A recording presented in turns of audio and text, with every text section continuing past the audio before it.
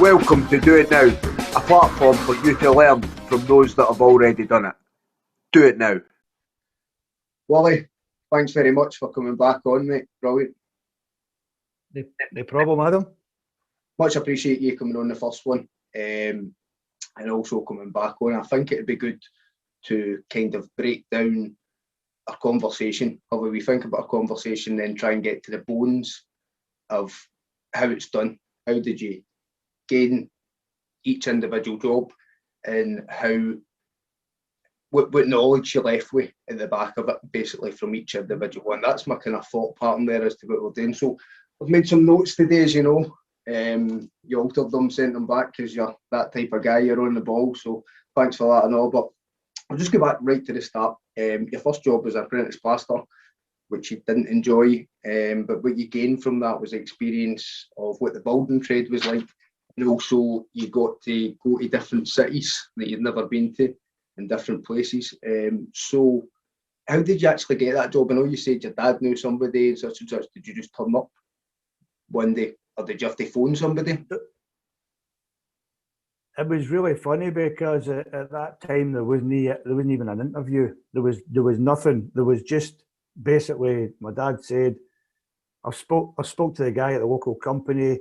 You have to go down there on Monday, and that's what I did. I went down at 8 o'clock on Monday, dressed for work, for labouring, and that was it. I was pretty much told, right, this is what you're doing, this is where you're going. Go and get on with it. You're working with him, and that was it. That was it. It was as simple as that, and that was like who you know. And I'm conscious in this, or what I'm trying to get across in the Do It Now podcast, is that not everybody has the network, and I'm trying to provide maybe answers for how to do it. If you've not got the network, that's what I was trying to get at as well in the podcast. That's another thing. But so working as a labourer or a plasterer or whatever you were up to, you also got to go to different cities and meet different people and experience a bit of the world. Would you say that was a big thing for you in your life, that particular time? It was massive because I'd been in a small town Ayrshire, as we spoke about. I'd went to the wee school and then the big school and then the big school, and you know where that is in the Three Towns, and I'd never really been outside of that. And then going and working with folk, going and meeting older guys, tradesmen, and going up to Glasgow for the first time and working up in Paisley and going just all over the place. We used to go down to one of the big factories and work in the factory, and we go to people's houses. And it just was totally different from anything you'd ever done before. So just to do that, I think the big thing when you're looking at what it was for me was a fun year job, so just go and do it. If it was starting out again now, it would be to try and have some sort of plan, which when you're 16, 18-year-olds, know the easiest thing in the world, as you know. And actually, I was listening to your podcast, and when you were saying about you basically just went around and contacted folk and pretty much knocked on doors, and sometimes that direct approach, don't wait for somebody to advertise a job. Target the companies that if you want to do a certain thing and they companies do it, and you research them and look with decent companies. There's so many things online now where you can go and look at Glassdoor's one of them, where it will give you reviews on different companies, and target the companies you want to work for and knock on their door, whether it's electronically or whether it's actually knocking on their door. It's still the best way to do something, isn't it? I agree. I'm just come to you. Conscious that not everybody is maybe get the role models, if you will. Do you know, not everybody's got the role models that will set you in that path, and they maybe no get to hear the words that say that. Sometimes, pick up the phone, go on Google, search the companies. What is it you're thinking about, first of all? Then search the companies that do that and start approaching people. Start contacting them, email, Facebook, whatever it may be. Make yourself known to them in the first place. So that's I'm trying to get across this message of being do it now, being proactive, picking up the phone, and going and doing that, going and doing it, basically, figuring it out for them. The thing with that, the thing with that is, although it actually did come to me because, you know, at that time that was what happened, pretty much nowadays it's not going to come to you. You've got to go and get it, and it's do it now. So if you want to do something, you can talk about it for weeks and months. You've got to do it. It's as simple as that. So you've got to, first of all, you've got to have a plan. What do I want to do? What my target, and what, you know, do I really want to do that job? And if I do, where's the best place to work? And if I can't get there, then where's the next place? It's just really that, and then targeting it, and I think that's a really good message, actually, Willie. The more I think about it, it's a really good message that you think about a career path and a career plan. Not a lot of people in their younger years has got that. Everybody develops, I think, in their own pace, but not everybody in their younger years are thinking about a career path and where they're going to go and what they're going to do. Maybe not got the mentors to help them think like that. So I think that's a good message. That is definitely to think about your career path, where you're going to go. But then again, you need to go out and do these things like labouring and lifting slates up roofs to realise that it's horrendous and not for you, and you're maybe more, you're capable of more. Well, I'll go back to the notes. And you were encouraged by your brother to get through your driving, you were saying, for the HGV. So by that time he's running his own company and employing drivers, and once I'm 21-year-old, I could be useful if I had a heavy goods, and luckily for me, he paid for it. He paid for me to go and do it. I wouldn't have been able to afford to do it myself. And what were you talking, Willie? That's where I was lucky. What's that? What were you talking, Willie? Oh, back at that time, it would have been the Hunters. It would have been the Hunters at a time where, like, if I think of that, the apprentice plasterer's job I had, I think my first wage was something like 16 quid a week. So to be able to go and spend even a couple £100 to go and do HGV lessons, just no, that's not going to happen. So that I was really, really lucky with that. Nowadays there's a lot more you can do if you decide, well, I fancy driving lorries. There's companies that will do training which leads to a role because they're connected to different companies that need drivers. There's actually government grants for it as well.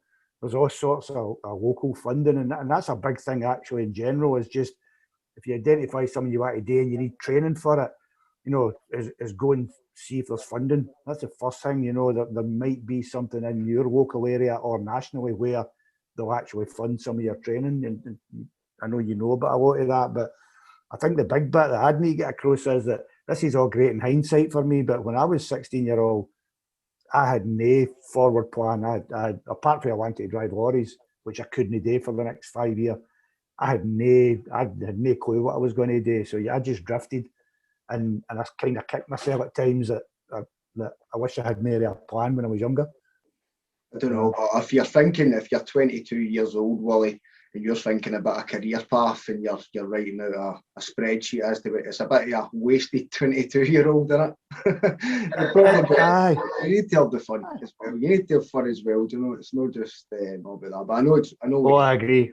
I know what you're saying. To have at least that sort of thought pattern instilled in you at that age would have been good. Somebody pushing you, mindset to say, look, it's no roses and whatever else, and somebody giving you that.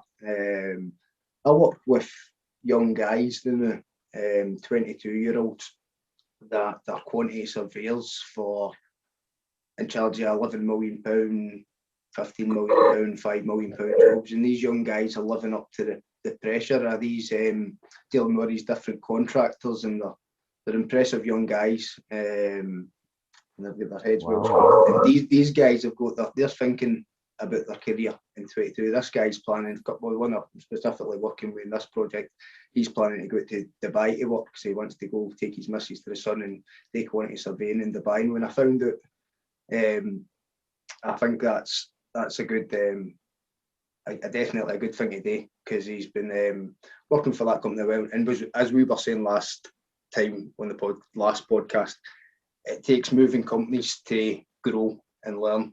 And go anywhere. You know, each company has a different ethos, and some of them are good at some things and worse at others. Next company you go maybe be better, and what you can do is you can take the best at each company as you go. It's quite scary moving companies, at times, but it's definitely something I would advise. Move companies a few times. Don't be scared to take that leap, I would say.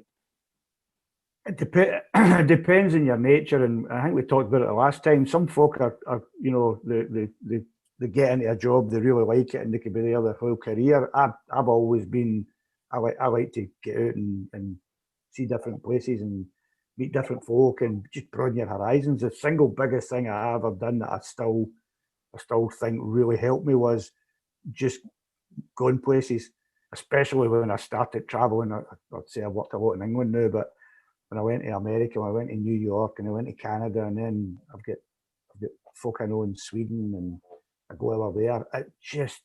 It's great to actually see, you know, just see a bit of the world and just see how other folk do things. And that to me is the biggest thing. When you're a bit small town insular, you don't really see that. So absolutely broaden your horizons, I would definitely say, but it's not for everybody.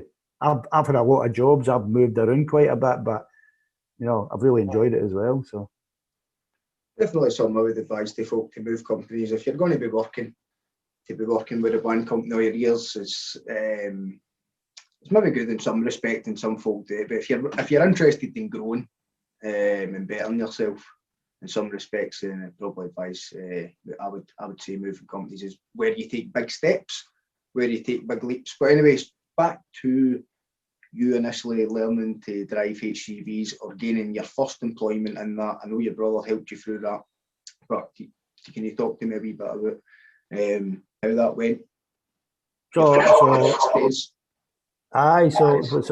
what happened was, again, pretty lucky, because I think I passed my test on the Monday, and on the Tuesday morning I was out driving a wee tipper at the time, 4-wheel tipper, just with my brother's company. So straight for passing my test, straight out working and driving, and probably at that time was the best way to do it. Just I'd already obviously been driving for quite a while, and I knew the business, I knew all the other drivers, I knew the jobs, so it was just that, getting out myself and actually going and driving. I think it was actually out to Kilmarnock and doing a job back and forth to one of the local coups, and I just loved it, absolutely loved it. Sounds as if you just fitted the mould there, Willie. It was what I wanted to do, and I say my oldest brother was already doing that. My middle brother was, by that time, he'd passed his heavy goods as well, so he was driving lorries as well. So I say my dad was a lorry driver. That's what I wanted. So where did the thought pattern? I know you talked about Canada, and there was a lot of stuff in between it, but do you remember the specific thought pattern that thought, do you know what, I want to do fleet management of some description, or was it a wee bit of luck in between? So when I went for driving lorries to then, I say, one of my middle brother, there was a scheme with a local quarry where you could put your own lorry in the road. Right, that was when I had to go and do the CPC, Certificate of Professional Competence, and road haulage, great big long name. And that was when I wanted to do that, so I paid for that. It probably cost me a week's wages, couple of weeks' wages.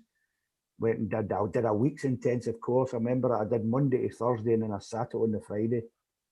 And then I got my results, well, probably a month or so later, and that got me into having my own lorry on the road. That was a massive step, because you went for, I'd always been paid weekly, you know, and then I went to, it was paid monthly, and I was getting paid gross, so I was having to do all my own tax. I was having to make sure that I had the VAT money when it was due.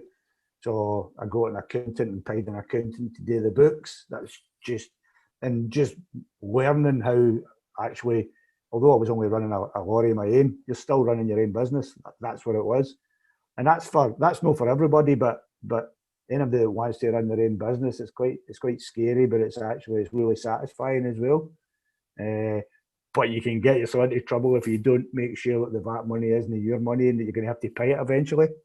A lot of us have been caught out with that in the past. So, big learning curve. But again, I had my oldest brother who was running a company anyway, and then my middle brother who was doing the same lorry driving, owning job as me. So I was working with him in the same quarry, and quite a few folk that I knew in the local area. So it was actually good times, really good times. I'd done that for maybe 8-9 years. really enjoyed it. So, yeah.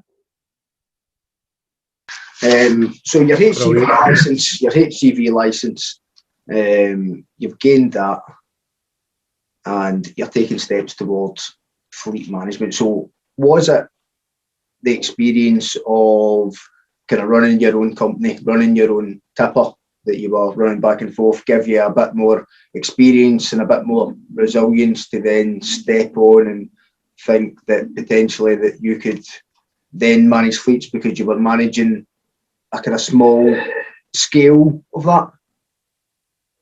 It was more basic than that. So because to actually put a lorry on the road, you've got to have this. It's called a transport manager certificate. That CPC. So you've got to have that, whether you've got one lorry or 100 lorries. You need to have somebody on your operator's license that's got that certificate. So it's a qualification. It's a transport manager's qualification. So although I was just running my own lorry, I had that qualification. I didn't have much experience because I was only running one lorry, but I had that CPC. So when I came back from Canada and was looking at what do I want to do, well, number one, I had no money and probably would have struggled to put a lorry on the road again. And I didn't want to. I wanted to try something else. And because I had been in transport and I had the CPC, I said I'm going to be a transport manager. And that was when I applied for a job with a big national company that my brother said, oh, you'll not get that.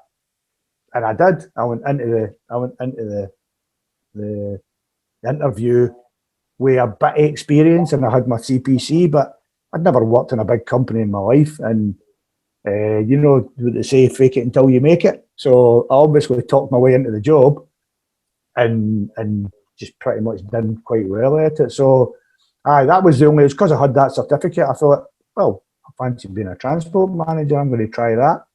I think you had gathered in your head already where it was going to take to be a transport manager. You'd went through the logistics of it, basically. So you're going to have to look after the fleet. You're going to have to make sure that you knew your role. You'd researched in your head, basically, the role before you had been even doing it, kind of thing, or been employed to do it. Aye, it's you hear folk talking about scaling up or scalability. So it's kind of when I was talking about the numbers, whether it's 10, 100, 10,000, 10 million, it's mere nothings. But when you look at scalability of running one lorry, right? So you still need to insure it, you still need to maintain it, you still need to put fuel in it, you still need to make sure that you're earning and that you pay your taxes. So you're running on a very small scale, but then all you're doing is scaling up. And if you think of folk that run their own business, start really small, and then end up with a big company, all it is they're just scaling that small business up to a big business. That's how most businesses actually grow. So when I was looking at that role, it was for a transport manager, Scotland based, and it was to look after some contracts. I didn't really know what that meant, but I said, well, I'm a transport manager. I know how to run lorries. I know how to work out the cost of fuel, and I know how to cost it out to say, well, if I'm pricing that job, I know what I need to break even, and then I want a margin on it. So, and when I got in there, it actually was pretty much like that. So, and it was just that scalability, and plus stupid things like not knowing when, like I would tell anybody now, if you're in an office environment, if you ever go into a meeting, whether it's online nowadays or whether it's sitting in a room with people, don't ever go into that meeting without a notepad and a pen. Just so basic, but back then I didn't even know that. Stick the date. When you think about it now. Put the date in the top corner as well, Willie. So you know the date, simple wee things, but I'd agree with that. A wee bit off of what we were talking about topic there, but part of the kind of do it now talk podcast, the idea of it is that our culture, Scottish culture, I'm sure you can agree that for a young age, it's obsessed with gangland stories, and part of the youth thought, you know, their aspirations are just obsessed. There's different magazines and the things that we see online and all the rest. It's obsessed with gangland stories basically, and their aspirations are no what they could be basically. So that being said, How much do you earn a year? I earn enough to keep me in harmonicas and guitars. I'll tell you one thing that I earn a lot Tell you more one now thing, than but no the than thing I you want ever. there. I wouldn't expect you, Willie, to tell me that. But what I'm No. trying to get at is that you're doing quite well for yourself. You're a guy with came out of school with no qualifications. The tickets that you've put yourself through, you've had a bit of help with them. We'll not say that, but you've went and you've been the guy there doing these tickets, putting yourself through them. Identified different roles, and you've went and done it yourself. But now you've got yourself to a stage where you're at the top end of the management bracket, and you're earning really comfortable wages. And I think that these things are quite missed. You know, like what's cool is that a guy that's worked all his years and he's grafted and he's honed his craft, and now he's sitting really comfortable with his life. Doesn't have to work terribly hard. Goes to music concerts every other day in different countries, and you know these things are cool. These are the aspirations. If you weren't daft, or if you had the right mentors, these are the right places to end up or be, kind of thing. Aiming towards. Sorry. Aye, I think the problem is with a lot of folk, you might even have a plan, but whether or not you're ever going to get, the steps of that plan are actually going to work, or you might just take a left turn like I did when I was 40 and went to Canada, just set up and went to Canada and come back going, wow, what happened there? But it's funny enough, one of the things that I know that was in the notes was about, having that experience and then coming back and saying, you know what? Whatever they throw at me, I can do it, because I went and done that. What was it? Was it the journey? Was it the journey, moving across there, moving all your family across there, living across there, setting up home? Was it the whole experience that just built your confidence, that when you come back, you just thought, you know what, I've done this mass migration with my family and this big experience? Or was there specific points out there that you felt are worth mentioning, maybe? I think it was the pressure and the realisation. So the plan was all there. We're going to do this, and I'd been out quite a lot. And one of the things I had to do was secure a job before I would be able to get out there. And I remember getting out a couple of times myself, and actually going round the transport companies and literally walking into their office and saying, I'm looking for a job as a driver. And one of the things about Canada is they don't recognise the British HGV licence. So although I could drive lorries, I would have to go and do the test over there. In fact, I had to do my car test again as well, funnily enough. And I secured a couple of offers, but it wasn't until, because I went out there first, so I went out for a couple of months before the family came out. And it was while I was there, I was in Winnipeg, and it was like, I don't know, April time, and it was like -10 or so. And I was staying in digs. I was staying in a boarding house. I had to pass my car test. I'd no car. I didn't know anybody. I then had to get HGV driving lessons, and then and basically do my test again. And I had a time scale to do it on. I had to find a house to rent so that the family could move over. And I think about a week or so in, it kind of hit me, going, what am I doing here? And it just seemed like, wow, I've probably taken on more than I can cope with, but I done it all, and I got through it all, and I ended up driving the lorries and making decent money, and then working in a car dealership there, and just the whole way of life was totally different. I'm not going to say it was better, but it was different, and it was what I needed. But when I came back, I just thought, I've done all that, so there's nothing scary about here. Right, okay. So it was a whole experience then, just built your confidence to a wee bit, you would say then? Oh, I definitely did, and it probably has done ever since then. So that was 2004, and since then, that was when I first said, well, I'm going to try and be a transport manager, and I got the first job, and then I got the next job and the next job, and each job I got was actually a progression to where I am. Well, that's what I was going to touch on there. So you've built your way up through the ranks, and you've got the next job and you've went up a wee bit, and now you've got this, you're in a prestigious position, let's say that, and you're in a bumper salary, you have a massive salary, and you've also got a decent salary. You've got a massive salary, right? And you've also got a massive annual budget to look after, which could obviously be a bit of pressure, a good bit of pressure on your plate, that sort of stuff. Now, you were talking about how much it was on the last podcast and stuff like that. What would you say the key skills you need to have in your profession, what you're doing currently, Renew, which your key skills are, what's your key tools that you use?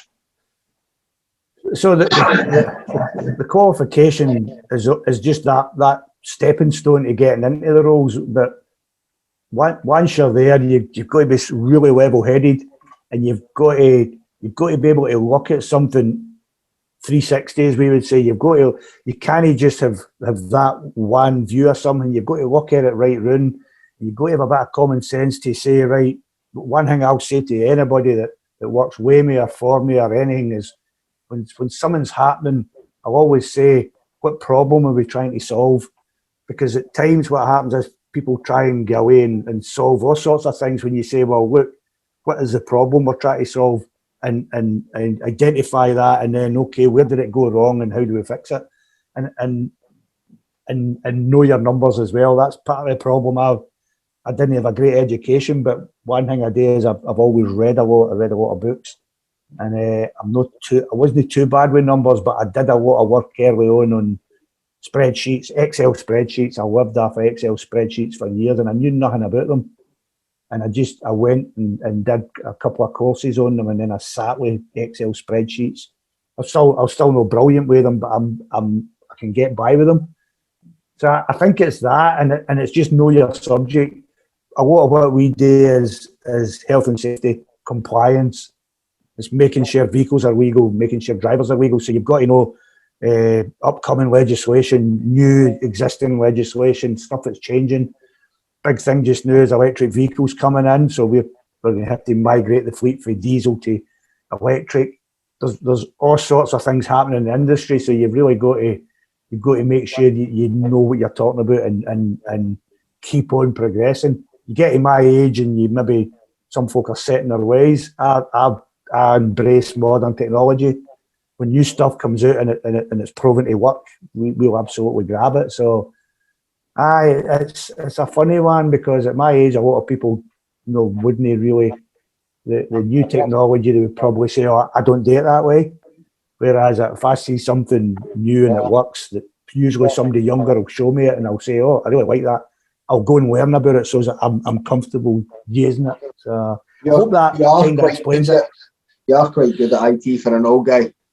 Aye. Exactly that. But Adam, it's actually a truth, because the younger people knew they grew up in the computer age. That's what they do. I've got a 6-year-old grandson who can show me how to work his iPad and his tablet and everything like that. Going back to your skills is what you do now. You said that you have to look at things from a 360. What that kind of sprung to mind for me is when you get approached with a problem, or when you get, as something comes up, maybe not a problem, but you don't always need to react straight away. That's something that I've only learned over maybe the last year. That's what it kind of made me think of when you're talking about 360. Don't need to react to it right away. You can go away and absorb it for an hour, and then think about, come back with an answer after you've absorbed that, especially if it's something that is worth absorbing, and it's going to have consequences at the other end. If it's a silly thing, now and again, the quick reaction's the right one. But if it is something that requires that thinking, as you're saying, look at it from a 360 point of view. I presume that's a similar sort of thing. You don't react straight away. Look at it from every angle before you make your call. Is that one of the skill sets then? It's definitely one of the skill sets, and something I've learned painfully through the past few years as well, is when you're working with teams of people, and I've worked with teams of people for the past 15, 20 years, and even if you know you're right, you've got to be you've got to listen to the other person's point of view as well.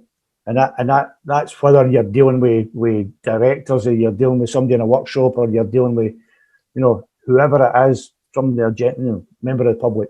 It doesn't matter who it is, as everybody's got their own viewpoint. And if you just say, yeah, I'm right and you're wrong, it doesn't work. It doesn't work. So you've got to engage with folk, you've got to listen to what they're saying.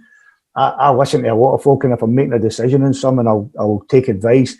Ultimately, I'll say, that's what I'm doing, but I'll certainly look at it, and I usually try to apply that common sense thing of, right, what problem am I trying to fix?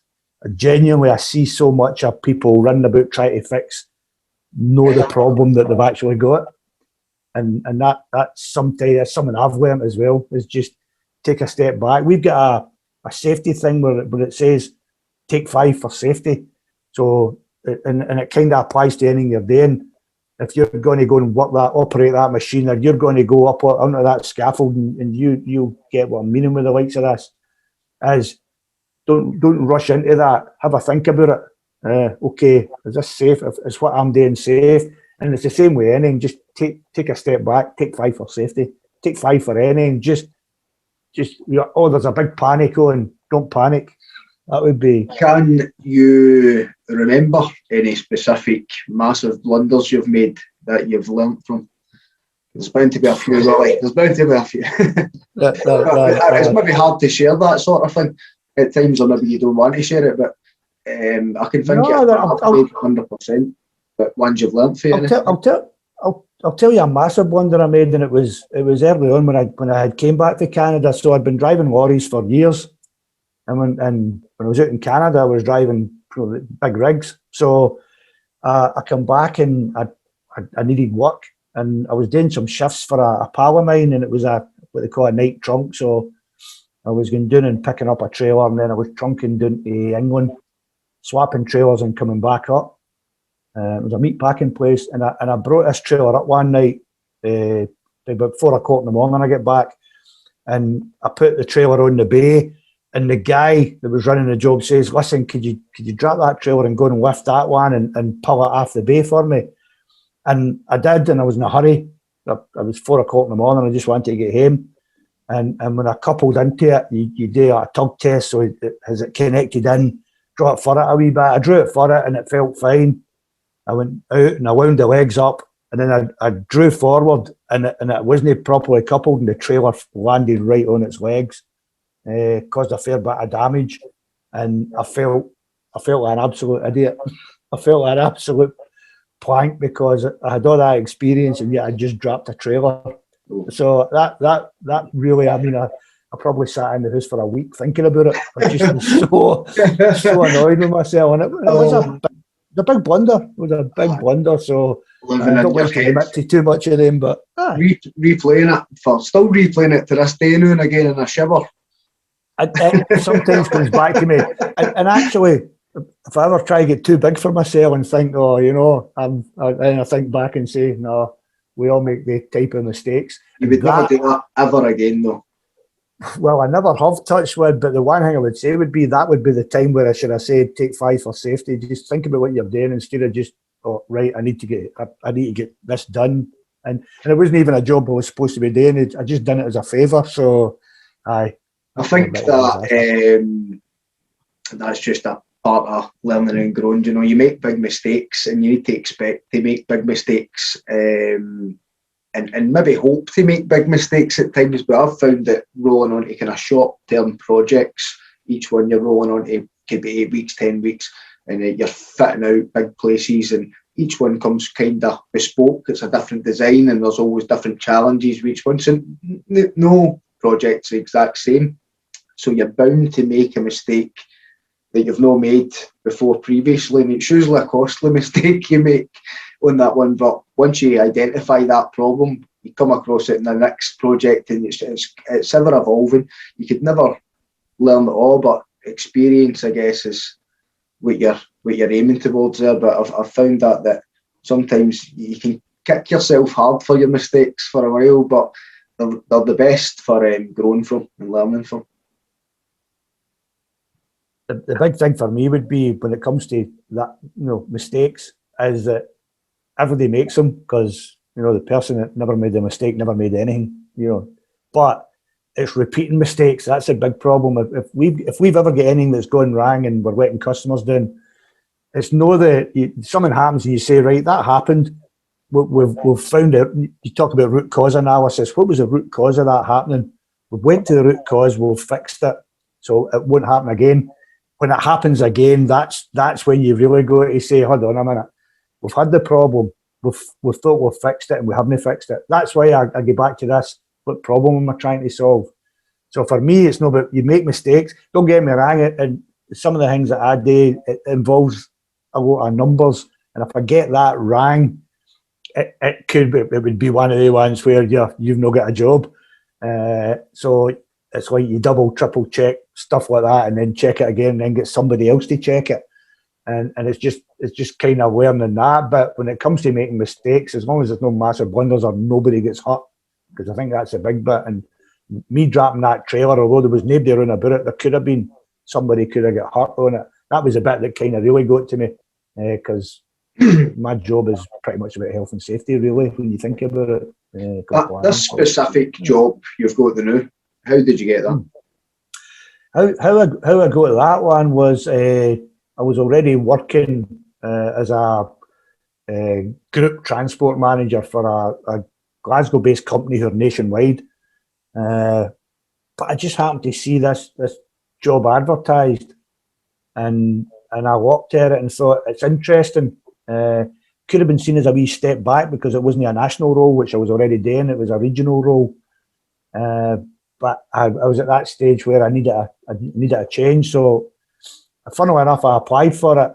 I never heard anything, and then I get kind of headhunted by another company, and I took it, and I was doing Bedford way, and I went down, and I was only there a week and realised I'd made a mistake. I didn't like it, and I wasn't sure what to do. And then out of the blue, the job that I'd went for the interview with came back and offered me it after I thought, I'm not going to hear for it again. And that's how I ended up. I attained the regional job, and then within a year, I had basically the guy who was head of road fleet was moving on and said to me, I'm earmarked you for this job. And well, I had to interview for it, but I ended up getting it. And actually, I still keep in touch with him every single week. He's away doing another role, but he was just, I got on really. It's being in the right place at the right time sometimes, Adam. I know we spoke about it earlier. I just met this guy and really got on with him. And he obviously seen something in me, and he says, "No, I want you working with me." So, it was right place at the right time. But having said that, I've done the job. I've done this job now for a good couple of years, 2.5 years, and obviously not made too much of a mess of it up to now. Touch wood. Do you think you've learned anything from this specific company you're in just now? Anything you can? I'll tell you what I learned. The past 15 years, I went for the roles I've had have been national roles, group transport manager, group fleet manager, head of fleet maintenance for national companies. And when I went to this role, I kind of thought, well, there's nothing new really to learn, because these are the roles I've been doing, and actually coming into the public sector is massive eye-opener for me, because I'd always been in the private sector, and the public sector is a world of its own. And the advice for them to get into the public sector is it's got its own beat. You've got to the rules that I worked with before in private companies just don't apply in the public sector. So I've learned an awful lot since the 3.5 years that I've been here. Is that a slower pace, Wally? It's not even a slower pace. It's got there's certain things in the private sector operating fleets where you would say, look, this is how you do it. The public sector works in its own way, and it doesn't matter what I come in and think, no, this is how you do it. You need to understand how the public sector works, and you need to then find your path through. Right, I want to get from A to B, but I can't go straight like I would normally. I need to get around the doors. You need to make a lot of connections with different departments and know the right person. Sometimes just knowing who the right person is And then there's all sorts of rules around public sector tendering. So in the private sector, if I was going to go and buy vans, lorries, trailers, you would go around, you would look and see what was out there, and you would make a decision. Public sector, it's a public sector tender process, and the rules are so strict. It's a different world, absolutely different world. So yeah, learned enough of it. Knowing who the right person is was quite a good part I took for that there. Identifying who the person is that can potentially help you make the leap forward. I've done that a couple of times myself, where maybe went for a bit of temporary work, and one specific time I was working night shift, never seen the project manager for the job, but I knew that what I was doing wasn't what I was wanting to be doing, so I took the project manager's name and email address off of the health and safety policy or whatever, the site notice board, and then made a couple of emails towards him and backed that up with getting one of the agencies that I worked with to contact him, requesting as well that I was looking for employment through that agency and through him, and I went at it 2 ways as well, but to the right guy, and that worked out quite well. Ended up getting a really easy contract where I was earning lots and lots of money for a short contract, 11 weeks, but it was worth it. That was identifying who was the guy who could do that, basically for us. So I took that for that. Do you think I've got a lot of years left in your current role? You've got game plans for the future? You can see it going somewhere? Are you ambitious in there? Is this electric thing exciting you? It's probably the single biggest thing that's going to change in road fleet. Exciting me. I'm not sure about that. This electric thing exciting you? It's not innuendo, Willie. I'm talking about the new electric fleet that you're going to be bringing in. I know, and see that. I think the difference as well with the role that I'm in now, instead of being directly controlling everything, they call it strategic, but what it is I've got a team of people who work with me, and so one of them does compliance, and he's got 2 or 3 people that work under him. I've got another one that does business support. So when it comes to tendering for telematics, he's ran that tender. I've got a woman that works for the contract management side of it, so she'll do all the. She does all the bills checking at the end of the month. So it's kind of mere making sure that keeping plates spinning is the way I put it. It's just making sure that everything that we need to do is happening, but you've got to manage it through the team. Instead of different companies, I would be the one going out and doing it. I kind of miss that, because when we do a lot of vehicle conversions in previous companies, I would go out to the converters. I would go and visit them. I would go and see their production line. I would go and look at their vehicles, and then we'd maybe make changes. And I really liked all that, but other people do that now, and I'm kind of mere keeping all the plates spinning and making sure all the paperwork's in order. So it's a whole different role. Longevity, I'm 57, but because of my previous way of life, and not having too much of a plan and thinking about pensions, which is relevant, I probably worked out that I can retire when I'm 133. I've worked it out. So. Right, okay. Just as well, you've got you're quite like Methuselah. And that's why I keep on going out and jogging and trying to stay relatively fit, because your pension. But here's the thing, I suppose. At my age now, if I was back having to do manual labour or even driving lorries, which can be a hard job at times, I'm not so sure it would be so easy. I've been in that office environment now for a while, and I really like it, and I can work remotely. I've been working remotely since March. I've been working for the house, so it's kind of easier for me to keep on going. And whether it's maybe scaling down and doing part-time work, I've done a wee bit of consultancy stuff in the past. There's kind of options that I've opened up through just doing what I'm doing and meeting a lot of connections. I've got a lot of connections. I use LinkedIn.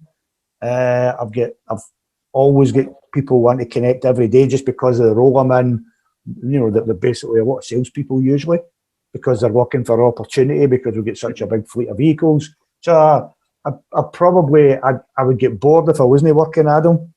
I'm not saying I want to continue working 5 days a week for the next 10 years, but I would probably keep doing something. I like working. I like earning money. Plus, I enjoy what I'm doing.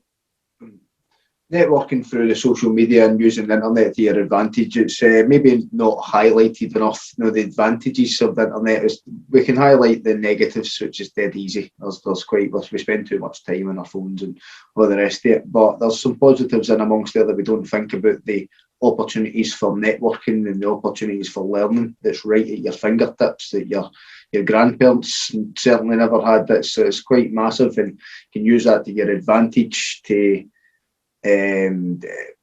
carve a career path for you, meet the right people and so forth. Well, I don't want to keep you too long, mate. I know we've been on here for about an hour and I really appreciate your time. Really appreciate you doing this podcast with us, mate. I know that you're taking time out your own life to come on this and do this way, so it is appreciated. A couple of final notes. If you've had any advice, what would you say, main advice for people, young folk in their careers? I think the big thing for me is, and it's hard to say because I never done it, but is to try and have a plan. Have a plan and then research that plan. Sense check it to see. Number one, I would always say try and do something you enjoy. We spoke about it the last time. If you get to 18, you're all and you're going to have the next, 30, 40 years working. If that's what's going to happen, then make it something that you enjoy. I really enjoy my job. The past 15, 20 years, I have had a lot of hassles, but I have a lot of good times as well and really enjoy the job. And that would be my big bit, is try to do something you enjoy. And if it's something you think you really want to do, go and do it. But make it happen. It's not going to come to you. Go out and research it, and then go out and research what do I need to be able to eventually get to that job? What qualifications do I need? What experience do I need? Who's the companies that I think I should be working with, or that might be a stepping stone to getting to where I want to be? Because you might not be able just to go straight to that.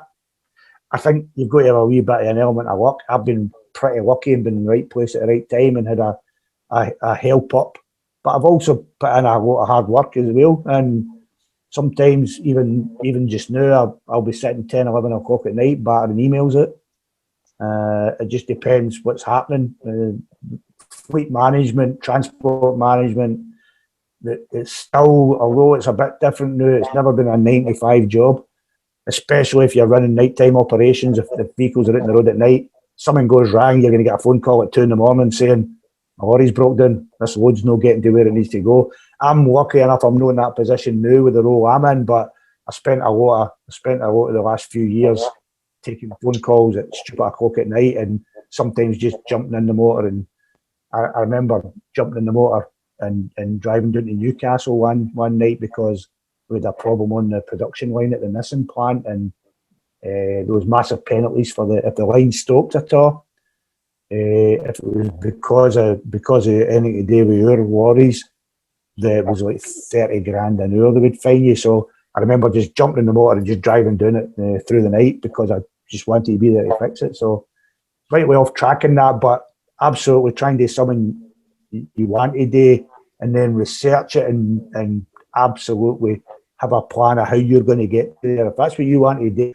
And then if you get halfway there and think, this is not what I thought it was, have a plan B. Okay, so I done lorry driving and transport management, and it just happened that one of the roles, they said, oh, I really need somebody to manage the vehicle fleet. Instead of doing that, the transport management bit where you're organising the loads, I want you to organise the insurance for the vehicles, making sure they're getting maintained properly, making sure that the drivers have got a driving licence, all of that stuff. That's how I got into proper fleet management, and then I found that I was no bad at it and I really, really enjoyed it. I wouldn't want to get back to the transport management side now. So that was kind of left field that came up. So try and have a plan, and there's no excuse now for no researching. You've seen it yourself. You can go on. The trouble is sometimes there's too much information online, isn't there? Aye, well, that's true, but That's true.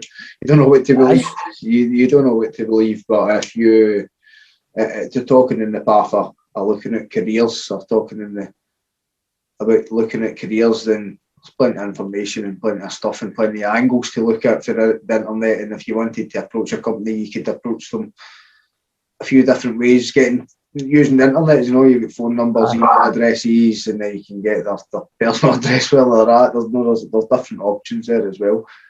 Different options there. So I will round it up, Willie. Thanks very much for coming on again, mate. Much Excellent. I know the periods of just after a long hard day's work there. But brilliant. Thanks very much, mate. If you've made it this far, thanks for watching. Hope you enjoyed and gained something from part 2 of William Crawford's interview. If you'd like to see part 1 of William's interview, you'll find a link in the channel description below.